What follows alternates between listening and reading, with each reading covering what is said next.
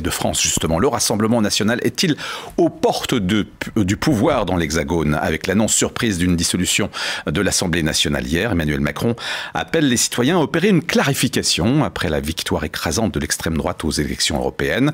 Des élections législatives anticipées vont donc se tenir les 30 juin et 7 juillet, alors que le Rassemblement national est à un niveau... Attends. Ah, c'est bon, je le sors. 36%, 24% Église réformée. Bam, allez, c'est parti. On y va, on continue. On peut y aller? Oui, on peut y aller. Jamais atteint. Alexandre Abbé, vous êtes notre correspondant à Paris. La situation est inédite. À quoi joue Emmanuel Macron ? Mettre les Françaises et les Français face à leurs responsabilités, voilà l'idée qui sous-tend cette volonté de clarification face à un quinquennat bancal et sa vie parlementaire agitée en raison de l'absence de majorité absolue à l'Assemblée nationale. Eh bien, il s'agit de savoir dans quelle proportion le vote RN est celui de la protestation ou de l'adhésion. Le Rassemblement national peut-il obtenir une majorité de députés le 7 juillet? En décembre dernier, une étude secrète commandée par les Républicains indiquait qu'en cas d'élection anticipée, le RN obtiendrait entre 243 et 305 sièges, c'est-à-dire soit une majorité relative très forte, soit carrément une majorité absolue. Mais difficile de prédire... Ouais, parce que la majorité absolue en France, c'est 280 sièges. Et donc là, c'est vraiment genre, d'après les sondages, c'est vraiment pile ou face. La majorité absolue, ils font ce qu'ils veulent. La différence avec... majorité absolue, ils font... Majorité relative... Ils doivent un peu faire des coalitions. En même temps, c'est pas très compliqué. Quand tu vois le niveau des Républicains. Avec leur fion. Oui, c'est ça. Et en plus de ça, si ils ont 200... mettons 260 sièges, on n'est pas à l'abri que genre Reconquête, le parti de Zemmour, ait 20 sièges, et à ce moment-là... Mais à part ça, juste en fait, on n'a pas du tout... on est parti là-dessus... Oui, parce qu'à chaque fois, on fait d'abord la vidéo, et tu cherchais ton truc de protestantisme. Non, mais juste expliquer quand même peut-être ce qui se passe en France. Ok. Très rapidement, Robin, très rapidement. Radio Londres, bonjour. Bonsoir. La France est au bord du fascisme. Non, donc ce dimanche, en plus de notre défaite en Suisse, il y a eu les élections européennes. Donc, Robin, rapide. Non, je voulais juste le dire. Donc, ils élisent le Parlement européen dans tous les pays de l'Union européenne. Et donc les résultats sont tombés dimanche soir. En gros, contre certaines attentes, la plupart des partis européens n'ont pas monté au pouvoir à l'extrême droite, à part la France, qui a vu le Rassemblement national, parti de Faf, gagner haut la main à 30% de voix, avec le deuxième parti qui est celui de Macron, avec seulement 15% des voix. Et en fait, c'est pas la première fois que le RN est premier à ces élections européennes, mais la dernière fois, ils étaient à 1 point de pourcentage de différence entre Macron et Bardella. Ou c'était Marine Le Pen à ce moment-là. Là, la différence, c'est que ils sont à plus du double de voix de Macron.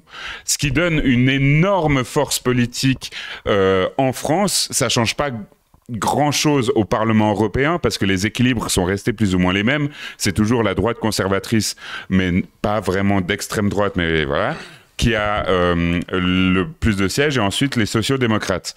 Mais en France, là où ça remet tout en question, c'est qu'en fait, les analystes, ça vous va les analystes, ont vu ce vote comme étant un vote de mécontentement vis-à-vis de Macron, et Macron, 1 heure après l'annonce des résultats, a fait une petite allocution présidentielle en annonçant la dissolution de l'Assemblée nationale française. C'est-à-dire que le Parlement français, il y avait des gens qui y siégeaient, et à partir du moment où il active l'article 12, il n'y a plus de Parlement français. Et on attend les prochaines élections pour avoir un nouveau Parlement français. En gros, c'est dans 3 semaines. Il a annoncé que ce serait dans 3 semaines. Le délai minimum prévu par la Constitution française. Et maximum, c'est 40 jours. 20 ou 40 jours. Ouais. Et en gros, ça peut être analysé de différentes manières. Ça peut être vu comme étant la demande de Macron d'avoir un vote d'approbation. Donc, s'il regagne une majorité au Parlement, c'est pour un peu annuler le vote de... Et puis, ça voudrait dire quoi dans la tête de ces gens? Vote d'approbation après les élections. Donc le peuple français m'a de nouveau adoubé, donc je peux de nouveau faire ma merde. Quoi? Ça voudrait dire, en fait, le peuple français a envoyé des fascistes à Bruxelles, mais par contre, en France, il a pas changé. Et comment il traiterait ça? Ça mais veut du dire coup, quoi, genre du coup, le coup de poker, c'est soit il a de nouveau une majorité relative au Parlement français et il continue son quinquennat comme avant avec les Darmanin, les Attal et patati patata, ou alors, cette fois, c'est le Rassemblement national qui a une majorité relative ou absolue, et ça implique qu'ils doivent faire un gouvernement de cohabitation, c'est-à-dire que c'est toujours Macron le président, mais cette fois avec un Premier ministre qui doit venir de la nouvelle majorité, du parti nouvellement majoritaire, c'est-à-dire Jordan Bardella. Donc ça donnerait... Oui, parce qu'en France, c'est aussi un truc qu'il faut dire, ils ont la particularité d'avoir un régime présidentiel avec un gouvernement bicéphale. Ils ont le chef de l'État, qui est le président, qui est le chef suprême de l'État, et ensuite ils ont un gouvernement à côté de ça, le gouvernement doit être représentatif des élections de la majorité qu'il y a au Parlement, l'Assemblée nationale. Et c'est pour ça que tu peux avoir... Là, en ce moment, il y a majorité avec Renaissance, qui est le parti de Macron. Du coup, c'est lui qui a nommé son Premier ministre. Ensuite, Premier ministre qui va nommer tous les ministres qui en découlent. Et du coup, c'est la même équipe, quoi. Donc, on peut dire que c'est Macron qui a tous les pouvoirs, qui gouverne absolument tout. Par contre, si on est en cohabitation, Macron sera forcé de nommer un Premier ministre qui fera partie du coup d'un camp d'opposition. Là, le plus probable, mais on ne sait pas, peut-être Méluche, Méluche, Premier ministre. Le plus probable, c'est que ce soit un peu des fascistes qui arrivent en première position, et du coup, Macron devrait nommer Marine Le Pen Jordan Bardella, selon toute vraisemblance et la logique des choses. Et du coup, les ministres ensuite seront nommés par Merdella. Et donc, ça peut être tendu. Sachant qu'on a quand même vu, il y a eu... Oh putain... Il y a eu 1 ou 2 régimes de cohabitation? Deux. Il y a eu Chirac-Jospin et Mitterrand-Chirac. Donc Chirac qui était Premier ministre de cohabitation sous Mitterrand. Ouais. Et ensuite qui est devenu président de la République. Et Jospin, président de la République du coup à droite. Et Jospin était à gauche. À gauche. T'as vu cette trend sur TikTok? Où ils sont là, genre, il y a un téléphone. Et ça et du coup, Jospin était leur Premier ministre de gauche. Et. Non, pour le coup, Jospin, c'était un peu plus de la gauche que Hollande. Ah oui! Ah, si tu mets tes standards. Attends, t'as le plafond méga rond, j'ai dit. Tout va bien. Et du coup, on a vu que pendant les régimes de cohabitation, et du coup, il n'y a rien qui se fait. Et vu qu'il n'y a rien qui se fait, c'est de la droite. C'est en tout cas compliqué, ouais. C'est complexe. Et puis en France, de toute façon, comme j'ai vu un message avant, on est dans un pays en France qui, soi-disant, est démocratique. T'as un type. Il se réveille, là. Putain. On va se faire... Est-ce que je vais me dissoudre l'Assemblée ce matin? et le truc qui est ultra chaud, c'est que du coup, sans l'annoncer à personne, des autres partis, juste après une campagne électorale un peu tendue pour les européennes, il dit aux partis, on remet le couvert pour seulement 3 semaines. Je sais pas si vous vous rendez compte.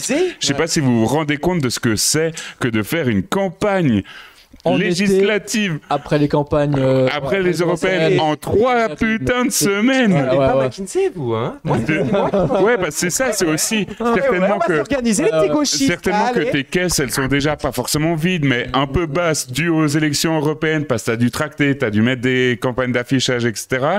Donc tu dois à nouveau lever des fonds, à nouveau prévoir juste des listes de candidats et candidates pour ce dimanche. Ils ont 7 jours. Et puis si vous n'avez pas, vous vous démerdez. C'est un truc de dingo. Moi aussi, ce que je comprends pas, c'est que quand à gauche, on arrive avec des idées, avec plus de contrôle du peuple, par exemple, sur les élus, du coup, plus d'élections et possibilité aussi du peuple de révoquer, par exemple, un élu qui ferait de la merde, on ne sait pas et tout.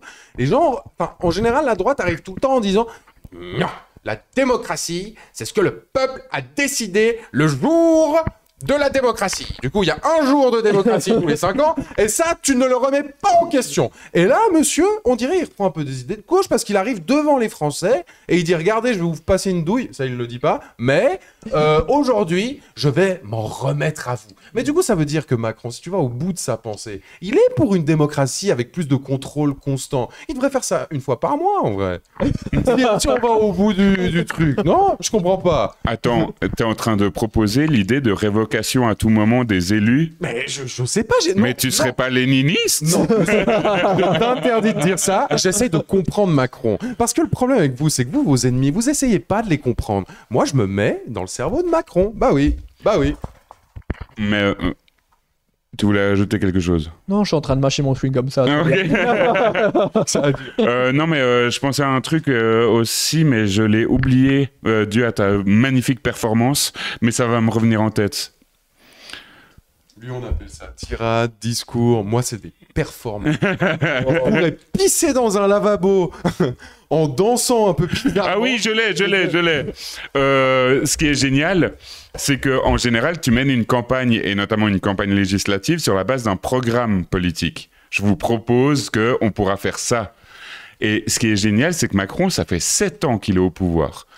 Qu'est-ce qu'il va proposer de nouveau dans son programme, là, pour la campagne législative? Notre projet! Un programme, du coup, maintenant. Non.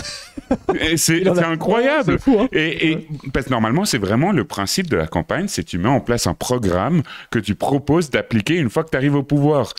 Quand tu as déjà le pouvoir, encore quand c'est une réélection présidentielle, tu peux dire, voilà, j'ai commencé à faire ça et maintenant, ça nous permettra dans les 5 prochaines années. Là, c'est en cours de mandat.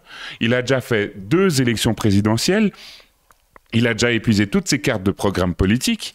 Qu'est-ce qu'il va pouvoir proposer et qu'est-ce qui va résonner dans le cœur des Français? En gros, pour moi, ça va pas être du tout une campagne ou une élection sur la base de programme. Ça va être uniquement par rapport à la tête de qu'est-ce qu'ils ont envie de voir comme type de France émerger. Je ne voudrais pas être français. Ah non. Et tu vois à quel point. Alors putain, effectivement, nous on a Appenzell et puis la ville 35 fois le vote ou je sais pas quoi. Mais alors eux quand même là, Ils ont systématiquement tu vas voter pour une gueule que tu ne veux pas. Juste pour essayer d'éviter un peu le chaos et tout. Il y a aucun projet, il y a la politique, il y a rien qui peut te faire rêver un projet de société, rien. C'est vraiment dans l'urgence. En 20 jours, allez, tu vas y aller, à écouter que des connards sur des plateaux de merde. Et en soi, quand tu... Mais quelle merde! Et on parlait de la carte des élections, mais regarde la carte des européennes en France, mec.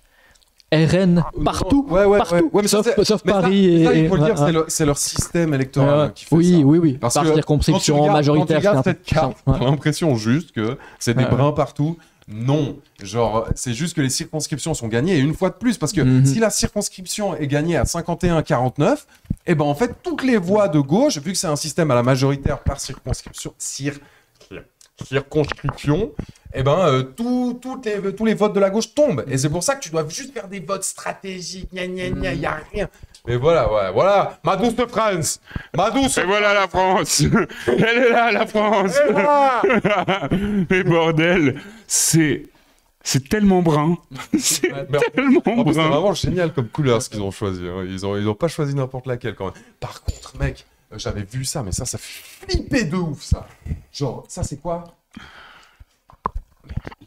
Guyane. Bah évidemment, mais c'est des colons, quoi. Ouais, c'est des colons. On va laisser poser. Non, mais ça fait flipper des colons qui se sont expatriés en Guyane et qui trouvent qu'il y a trop de noirs là-bas. Non, mais tu te rends compte un peu la dinguerie de la France. Mais techniquement, ils sont pas expatriés en plus, c'est ça le. Ouais. Colons. Non, mais c'est fou. Ouais, tu m'as fait comme ça, je parle trop fort. Non, quand t'as gueulé noir, je me suis dit. Non, mais là aussi, la Guadeloupe, mais génial. Il y a juste. Oh putain. Attends, mais il y a la Kanaki? À part ça, mec.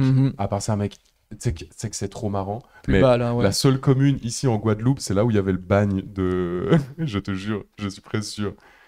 Guadeloupe. Non, mais c'est. Ah, elle est où la Kanaki? Ouais.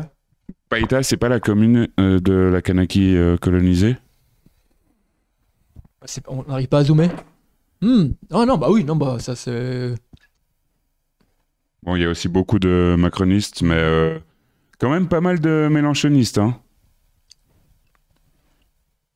Ouais, les indépendantistes kanaks, bah, c'est sûr que. Ouais, c'est ça. 36 000 possibilités. Je suis sûr que c'est vraiment les fiefs des indépendantistes kanaks. Et puis les écologistes, on sait pas ce qu'ils foutent là. Mais ouais, parce que les écologistes, c'est aussi ceux qui ont le plus perdu par rapport à 2019 en France. Il y a le taux de participation là. Non mais. Ah bah regarde 19%. Non, regarde le nombre de voix 22%. Putain. Mais attends, mais parce que. Attends. 12% de participation. Ouais, voilà, ils sont dans rien à juste titre. Qu'est-ce qui s'en branle? 0,36% de participation. 4 fois. C'est le couple de Français qui a ouvert son camping là-bas. De yoga. Oui, exactement. Et ils bouffent du yuzu. Et ils se sont dit, bah oui, on est écologistes. 4 fois. Après, t'as 4 voix pour les écolos, 4 voix pour la France insoumise. Moi, je dis... Non, mais ça, c'est une famille. Et t'as le père, là, qui est le premier qui est arrivé. Oui, les Républicains. C'est le Républicain. Moi, je suis écologiste. En vrai, c'est incroyable. Comment ça se fait que... Enfin... Dans les médias français, ils en ont pas parlé, non, de ça? Du fait que tu as 0,36% de la population dans une commune qui a voté. Oui, bah après... La démocratie. Bah voilà, c'est bon. Là, il y a juste 0%, quoi. Il y a juste rien. Il y a personne qui... Ou alors c'est les émeutes, je sais pas, mais... Regarde-moi, c'est facho, là. Et en plus, c'est le plus haut taux, là. Enfin, c'est de la merde quand même, parce qu'ils sont 12, mais c'est... Mais...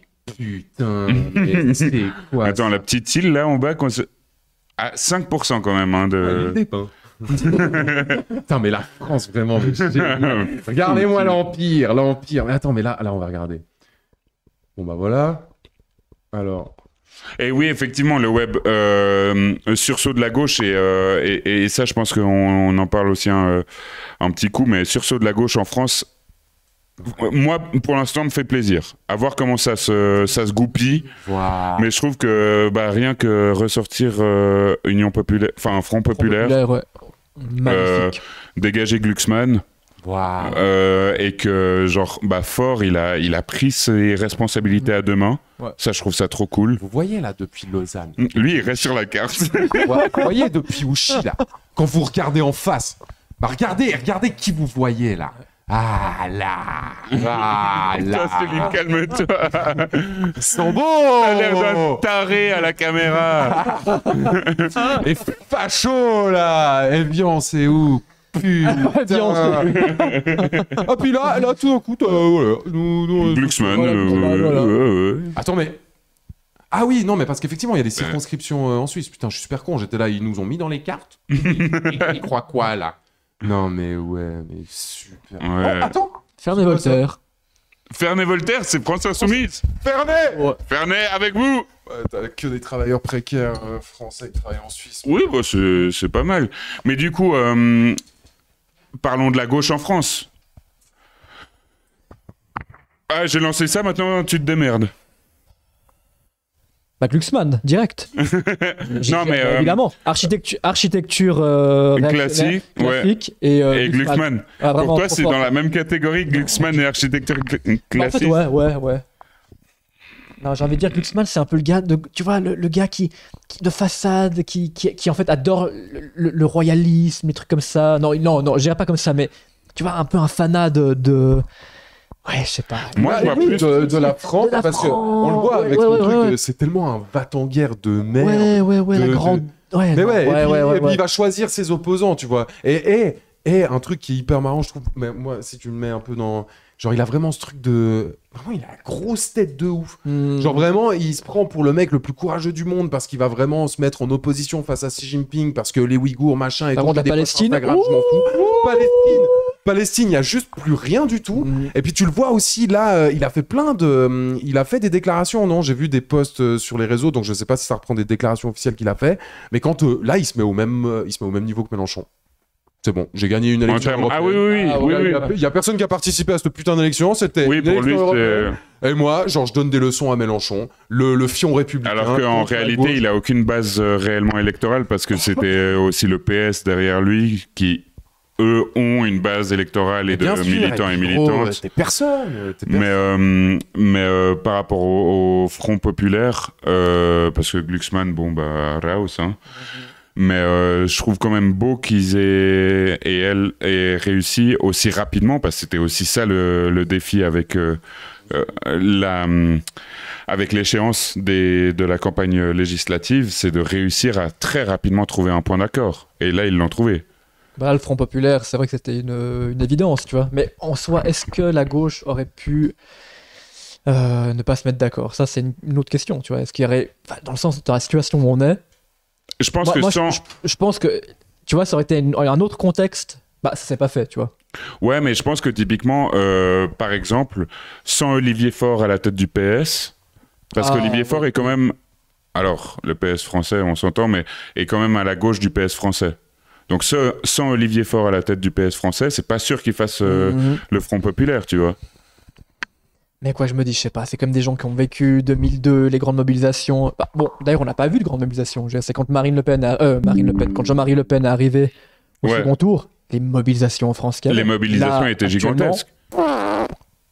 Bon, il y a eu le soir du dimanche. Oui, mais je dis par rapport aux 2 millions de personnes qu'il y avait dans la rue, ça n'a rien à voir. Ça montre l'état de décomposition en 20 ans des forces antifascistes et anticapitalistes en France, quoi. Ça et la dédiabolisation de l'extrême droite, ce qui fait que tu ressens moins ce... Je suis tombé sur une vidéo sur X qui a ressorti le moment où, au Loft, tu sais, cette télé-réalité... qui vivaient donc à huis clos et où ils leur ont annoncé les résultats du premier tour. Et t'avais pas un seul type dans ce loft qui était content du résultat du premier tour. T'avais des types qui étaient en pleurs devant la caméra et où ça paraissait normal d'être autant touché par le fait que Le Pen soit au deuxième tour. Aujourd'hui, c'est le peuple a parlé, il y en a marre des diktats de Bruxelles. Super, quoi. Donc, je suis d'accord que ça montre un peu la déliquescence du front antifasciste, même si, en tout cas pour ma part, je critique pas les forces antifascistes qui sont encore présentes en France, elles font un travail nécessaire. Plutôt, ouais. Mais effectivement, par rapport... Moi, je pense aussi, je fais un peu le parallèle avec les mouvements des début des années 2000 qui m'avaient un peu marqué, des mouvements altermondialistes. J'ai l'impression que les manifestations lors des G20, des manifestations... Tu sais, pendant... Il y avait eu... là, j'ai pas de souvenir, mais à Seattle, où c'était gigantesque, 1997, 8, où il y a eu à Seattle, c'était quoi? C'était l'OMC qui se réunissait. Il y avait l'OMC, ouais. C'était ça. Et où tu as eu des émeutes dans la rue à Seattle de gens qui venaient du monde entier pour manifester contre l'OMC et contre les mesures d'austérité imposées par l'OMC. Bon, il y a eu un peu pareil aussi à Hambourg en 2017, mais c'est vrai qu'il y a eu moins la tendance. Il y a eu moins quand même. Il y avait eu aussi, début des années 2000, c'était où? C'était à Milan, à Gênes. Gênes, où il y avait eu de la violence de la part de la police et des militants d'extrême droite. Il y a eu des morts, il y a eu des gens qui se sont fait tabasser dans les commissariats de police, mais il y avait une mobilisation de la gauche altermondialiste, anticapitaliste. Aujourd'hui, c'est un peu plus compliqué, j'ai l'impression. Et des diabolisations de l'extrême droite, ce qui est flagrante. Partout, et j'écoutais Viktorovitch sur son analyse. Donc Viktorovitch, qui est un docteur en sciences politiques et en rhétorique et qui a une chaîne Twitch très intéressante et où il parlait des résultats des européennes et où il insistait sur le fait que tout le monde s'attardait sur le score de Bardella, en partie à juste titre, mais que personne n'avait souligné le fait qu'il y avait 5 élus français qui allaient au Parlement européen, qui provenaient de Reconquête, qui est un parti qui est la caricature du fascisme, la caricature du programme fasciste. Et que ça, dans les médias, personne n'a relevé le fait que la France envoie au Parlement européen des fascistes. Et ça, je pense que ça fait partie de la dédiabolisation de l'extrême droite et du fascisme en soi. Et là, c'est pas fascisme en mode on traite tout le monde fascisme. Enfin, quand tu veux déporter des Français juste à cause de leurs origines, enfin. Ouais. On avait encore des trucs après, des petites vidéos marrantes. Et oui, il y avait l'archive, c'est Street Press qui a remis en ligne une vidéo de la mère de Marine Le Pen qui explique comment Jean-Marie Le Pen les éduquait. Attends, je te sors ça. On la voit pas souvent. Moi, je crois que je l'ai jamais vue, la mère Le Pen. Mais elle était très peu présente dans les médias. C'est la mère Le Pen qui a perdu son chat. Parce que Street Press, c'est donc un média français antifasciste qui fait du bon boulot. Et Ah, ces médias, on en veut. Dans le racisme pur et dur. C'est-à-dire qu'il paraît que quand il y avait Hitler à la télévision, il les forçait à l'appeler Tonton Dolphy. C'était un gag, c'était un petit peu ça, oui. Bon, enfin, obligé, non, elles n'étaient pas obligées. Bon, enfin, c'était une façon de rire aussi, mais ça arrivait, oui, ça arrivait. Oui, c'est aussi ses amis aussi, oui, c'était un petit terme d'amitié. D'affection pour Hitler. Je crois, oui. Et quand il parlait des Arabes? Oui, c'était aussi ça. C'était... je sais plus quel est le terme. Comment on Bougnoul. disait. Des crouilles, non? C'est ça? Oui. Voilà. Mes filles ont été élevées dans le racisme pur et dur. Voilà, je veux dire, juste elle le dedans, dit avec voilà, une telle décomplexion. décomplexion, C'est fou. Mais ça date de quand, du coup, ça l'interview? je sais Mes filles ont été élevées dans le Je racisme sais pur pas, et dur. c'est pas marqué. C'est-à-dire Bah, que super. il paraît Ouais, ça aurait vu la gueule du gars, c'est... Et sur Merdella, là, ils ont mis quoi? Des militants néofascistes, suprémacistes blancs et identitaires fêtent la victoire du Rassemblement national. Le soir du 9 juin, après la victoire du RN aux européennes et l'annonce de la dissolution de l'Assemblée, des militants d'extrême droite ont laissé exploser leur joie sur les réseaux. Sinisha Milinov, un militant lyonnais récemment sorti de prison après avoir agressé des jeunes arabes à coups de couteau, a publié des dizaines de stories avec des émojis flammes et le drapeau français. Nicolas Faure, un influenceur identitaire et suprémaciste blanc, promet lui un tsunami patriote pour le 30 juin, premier tour des législatives. Pour les identitaires de Rouen, le message est clair. Notre peuple ne va pas mourir, c'est le moment de t'engager. Un autre militant nationaliste révolutionnaire qui avait participé à la marche des néo-nazis à Paris en mai dernier appelle carrément à rejoindre le Rassemblement national de la jeunesse pour faire campagne. Depuis des années, le RN explique que les radicaux n'ont plus leur place au sein du parti et qu'ils n'ont pas les mêmes idées. Quand on voit leur soutien, leurs collaborateurs et leur mouvement de jeunesse, ils semblent surtout s'en nourrir. Voilà. Voilà. On adore, et puis... J'imagine qu'on extrapole, qu'on est alarmiste, et puis qu'effectivement, le danger, c'est la gauche avant tout, hein, bien sûr. Avant tout. Avant tout. Avant de tout. C'est évident.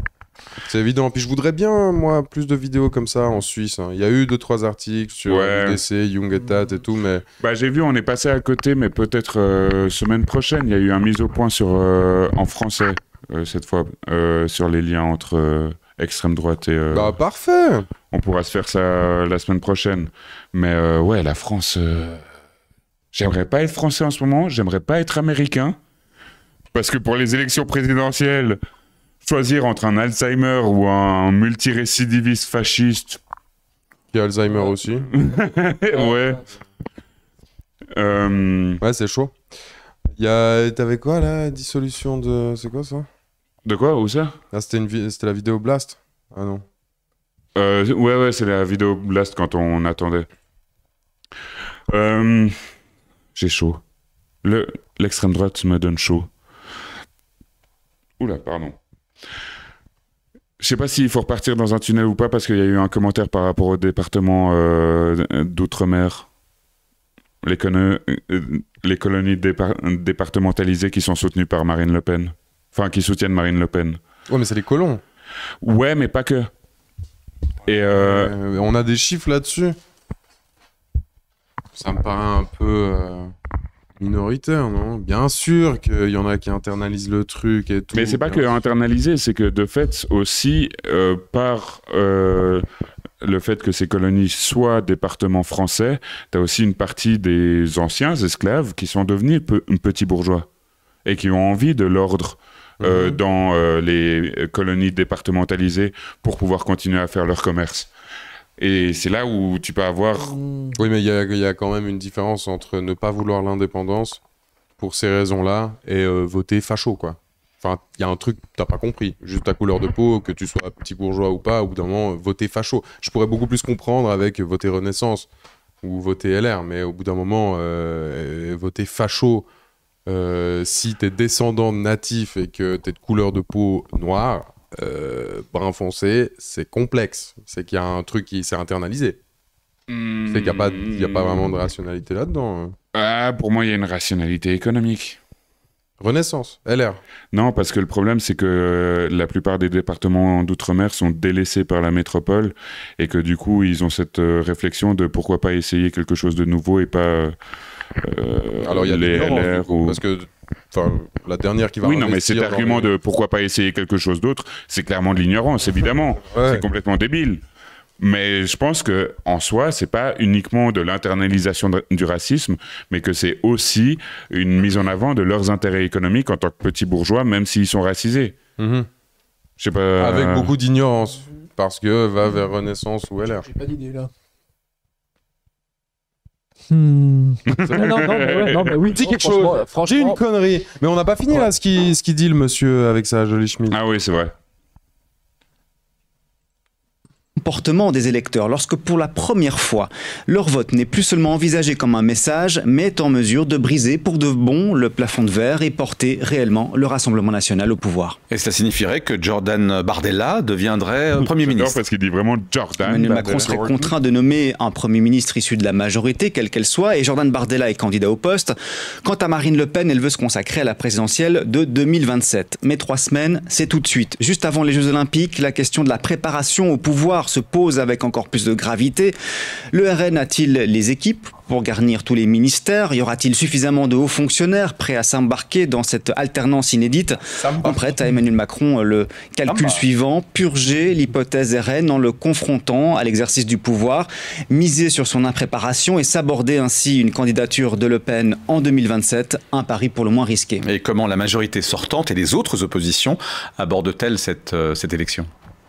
Alors visiblement, Emmanuel Macron espère que son coup tactique va créer un réflexe de stabilité au sein de l'électorat. Il compte sur la division de la gauche pour incarner une fois de plus à lui seul le sursaut républicain. Renaissance, le parti présidentiel, se dit d'ailleurs prêt à ne pas présenter de candidat face aux élus sortants issus du champ républicain, c'est-à-dire à l'exclusion du Rassemblement national et de la France insoumise de Jean-Luc Mélenchon. Mais en retour, le vote barrage contre l'extrême droite au profit d'Emmanuel Macron n'est pas acquis. Il a largement décliné lors des législatives de 2022. Au sein de l'électorat de gauche, le rejet du président français est si fort qu'il risque d'enrayer le report des voix dans les circonscriptions où les macronistes sont en tête au soir du premier tour. Si cette stratégie échoue, Emmanuel Macron aura livré au parti lepéniste les clés du pouvoir. Merci Alexandre Abbé en direct de Paris. Et je vous rappelle que vers 18h32, nous aborderons cette question. L'heure du Rassemblement national a-t-elle sonné dans notre grand débat? Au lendemain des élections européennes, on dispose des désormais des résultats provisoires de 26 pays sur 27. Robin licencié de la Ethos Corporation après des propos. Et on a malgré tout une idée assez précise du résultat puisque la gauche y recule, le centre droit s'y renforce. Pierre Benazet, vous êtes en direct de Bruxelles. Commençons avec le centre droit. Le PPE, c'est le parti d'Ursula von der Leyen. Est-ce que ce bon score va pour autant aider dans sa candidature à sa propre succession à la tête de la Commission européenne? Je suis chauve et j'ai une bonnette RTS. Disons qu'effectivement, le PPE, le centre droit, c'est un ancrage de stabilité pour ce Parlement à venir. Le PPE a toujours été majoritaire avec les... Alors on continue l'analyse. Être chauve, barbe de 10 jours, avec le poil blanc et la bibliothèque derrière. Regarde sa chemise. Je suis un expert. Non, mais regarde sa chemise un peu comme ça. Et moi, ce qui m'a fait tiquer, c'est le chapeau de paille. Je pense qu'il déambule dans Bruxelles en mode... Mon petit gars. Limite, il a une canne à la main. Tu sais. Ah ouais, ça là, doit être un flâneur. Un petit flâneur, exactement. Ça doit être un flâneur professionnel. Jet setter, lui, je peux dire, il en tape de la théorie. On a le combo de bonsoir la télé, je suis un érudit. Oui, c'est vraiment ça. C'est moi. Mais du coup, on va écouter sa fine analyse. Et je pense qu'en soirée à Bruxelles, c'est oui, je suis suisse, oui. Oui, je connais les montres, et alors Exactement. Oui. Allez, on écoute. Allez, petit livre là. Ouais. Ouais, Non, on n'arrive pas à voir. L'aide des sociodémocrates. Et là, il reste le premier parti. Il effectue même une poussée, puisqu'il gagne entre 10 et 11 sièges. Le Parlement européen lui-même augmente de 705 à 720. Donc, une grande partie des sièges nouveaux sont raflés par le Parti populaire européen. Ça, c'est en soi plutôt une bonne nouvelle pour Ursula von der Leyen. La seule chose, c'est que tout le monde dans ce parti-là ne va pas forcément voter pour elle, puisque il y a certains partis qui ont prévenu, les Républicains par exemple en France, qui ne représentent plus grand-chose après l'élection d'hier, mais ils ont dit ils ne voteront pas. Ça fait mal. Moi, ça me rend presque triste de me dire que les Républicains qui étaient avant l'UMP, c'était quand même un mastodonte politique. Maintenant, ils sont même plus pris en compte. Ils sont juste... Oh là. Oui. Attends, non, donne-moi ton chapeau. C'est comme ça, non? Donne-moi ton chapeau. Ah oui, tu dois le mettre sur le côté et je il veux un manque la livre bibliothèque. derrière moi. Effectivement, le parti de von der Leyen. Et alors, est-ce qu'on est au niveau d'érudisme là? C'est comme ça, voilà. Eh ben c'est bon, on a la prochaine cover. Juril, je suis un érudit. Oui, alors effectivement, on peut me dire que c'est pas mal, c'est pas mal. Les Républicains, l'UDC dans 10 ans, let's go. Oui, sauf que si c'est pour avoir plus à droite que l'UDC qui les remplace, je suis pas sûr de soutenir ce projet, tu vois. Je ne soutiens pas ce projet. C'est ça ton problème, Fanaglas, tu vois. À chaque fois, uniquement jusqu'au bout de ton nez, pas plus loin. Ça, c'est la gauche, ça. Pour Ursula von der Leyen, donc il va falloir qu'elle aille chercher des alliés ailleurs, et vous en avez parlé, il y a une poussée encore plus à droite, celle de l'extrême droite, et là peut-être Ursula von der Leyen voudrait aller chercher des voix. On sait qu'il y a eu des ballons d'essai en quelque sorte qui ont été lancés en direction de Giorgia Meloni, puisque... Ah mais comme par hasard, les soutiens, on va les chercher où? Bizarre. Non, je voulais parler des ballons d'essai sans transition. Vous avez vu la Corée du Nord? C'est marrant, non? Les cacas dans les ciels. Ah, t'as pas suivi cette histoire? Quoi? Ça fait 10 jours qu'ils balancent des ballons d'hélium avec des paquets remplis de merde. Du caca, des chaussures, des carcasses d'animaux et tout. Mais quoi? Et ils envoient ça sur la Corée du Sud. Et Tu parles d'un programme de missiles nucléaires. Ah, on va balancer de la merde.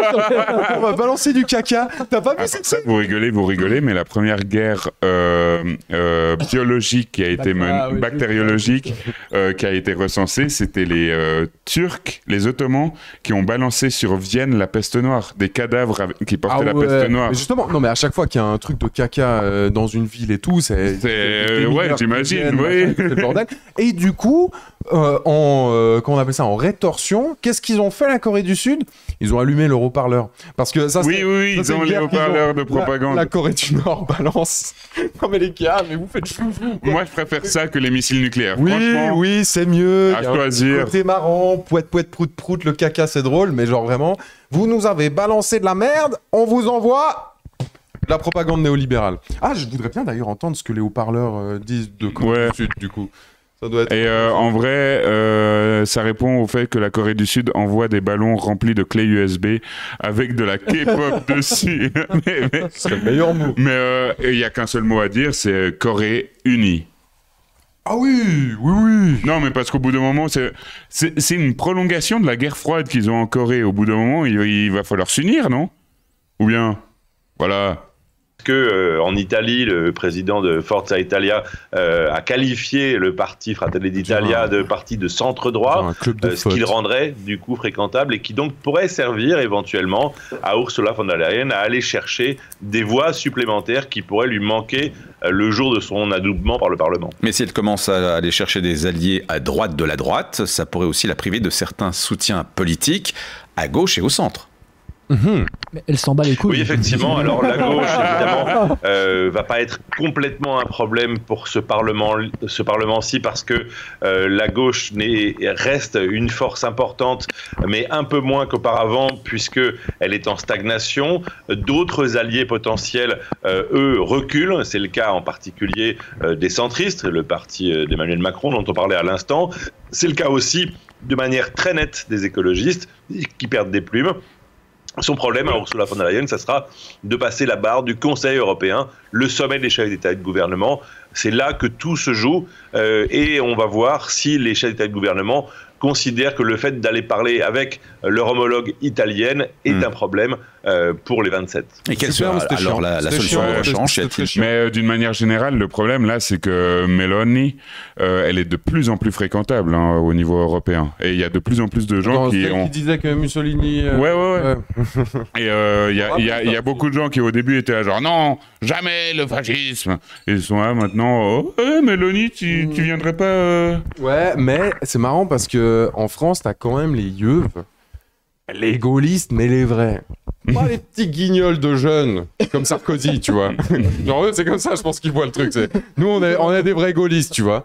Et Paul Laroutourou, là, cette espèce de journaliste insupportable, bref. J'ai vu une vidéo de lui qui passait où il était dans un fief des Républicains. Où, quand on a parlé avant de ces pleurs, là, quand on est aux portes du fascisme, il avait cet extrait-là, un des vieux qui pleurait, qui était là, genre, il est trop con, Macron, moi j'ai peur et tout. Et ouais, mais ils sont plus nombreux, tu l'as dit, c'était les vieux gaullistes. Ouais, il y en avait 12, quoi. Et les Républicains, là, ils sont en scission, déjà qu'ils étaient plus nombreux. Mais... Il a mis aussi un extrait de Ciotti qui débarque dans un des fiefs et tout le monde le hue. Ouais, parce qu'en gros, le chef des Républicains a annoncé vouloir faire une alliance avec le Rassemblement National pour les élections législatives. Et il y a plein de cadres, les Républicains, qui sont là genre, on va peut-être faire une marche arrière. Ciotti, on ne sait toujours pas pourquoi il est aux Républicains. Franchement, va avec Maréchal ou avec Le Pen, quoi. Ce gars, t'entends ses positions. C'est un fou du bus. C'est un fou du bus.